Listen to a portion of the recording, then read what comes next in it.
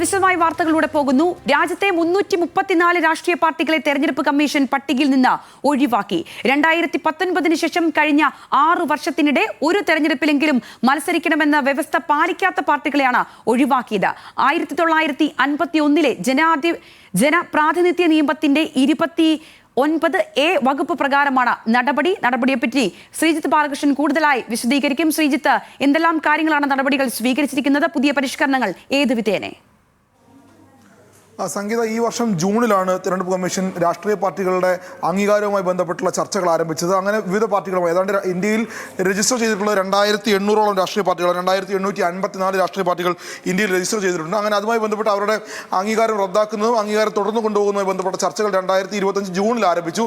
ഇപ്പോഴാണ് അതിൻ്റെ പട്ടിക പുറത്തു വരുന്നത്. ആ പട്ടികയിൽ നിന്നാണ് 334 പാർട്ടികളെ ഒഴിവാക്കിയതായി കമ്മീഷൻ അറിയിക്കുന്നത്. ഇപ്പോൾ ഇനി നിലവിൽ ഇന്ത്യയിൽ മൊത്തം രജിസ്റ്റർ ചെയ്തിട്ടുള്ള പാർട്ടികളുടെ എണ്ണം 2520 ആണ്. അതിൽ നിന്നാണ് 6 ദേശീയ പാർട്ടികൾ ആം ആദ്മി പാർട്ടിയും ബഹുജൻ സമാജ്വാദി പാർട്ടിയും ഭാരതീയ ജനതാ പാർട്ടി BJPയും communist party of India Marxist CPIM, അതോടൊപ്പം 5ാമതായി ഇന്ത്യൻ നാഷണൽ കോൺഗ്രസും, നമുക്കറിയാം കോൺഗ്രസ്, അതോടൊപ്പം തന്നെ 6ാമതായി നാഷണൽ പീപ്പിൾസ് പാർട്ടി, അത് വടക്കേ ഇന്ത്യൻ സംസ്ഥാനങ്ങളിലെ നാഷണൽ പീപ്പിൾസ് പാർട്ടി. അങ്ങനെ 6 രാഷ്ട്രീയ പാർട്ടികളാണ് ഇനി ഇന്ത്യയിൽ ദേശീയ പാർട്ടികൾ അല്ലെങ്കിൽ ദേശീയ പാർട്ടി പദവിയായി ഉണ്ടാവുക. അങ്ങനെ 6 ദേശീയ പാർട്ടികൾ, ഒപ്പം തന്നെ 67 സംസ്ഥാന പാർട്ടികളും ഉണ്ടാകും ഇനി എന്നാണ് അറിയിച്ചിട്ടുള്ളത്. അതിൽ ഏറ്റവും കൗതുകമായിട്ടുള്ളത് കേരളത്തിൽ നിന്നും RSP-Bയും RSP-Mഉം റവല്യൂഷണറി സോഷ്യലിസ്റ്റ് പാർട്ടി RSP ആ പട്ടികയിൽ തുടരുമ്പോഴും, സംസ്ഥാന പട്ടികയിൽ തുടരുമ്പോഴും RSP-Bയും RSP-Mഉം, RSP-B ബോൾഷെവിക്കും RSP-M മാർക്സിസ്റ്റും, RSP-Mഉം അങ്ങനെ 2 പാർട്ടികളെ 6 പാർട്ടികളാണ് മൊത്തം കേരളത്തിൽ നിന്ന് ഒഴിവാക്കിയിട്ടുള്ളത്. അതിൽ പ്രധാനപ്പെട്ട പാർട്ടികളായി നമ്മളുടെ അറിവിലുള്ളത് ഈ 2 പാർട്ടികൾ കൂടിയാണ്. അങ്ങനെ മൊത്തം 67 സംസ്ഥാന പാർട്ടികളും 6 ദേശീയ പാർട്ടികളാകും ഇനി ഇന്ത്യയിൽ ഉണ്ടാകുക.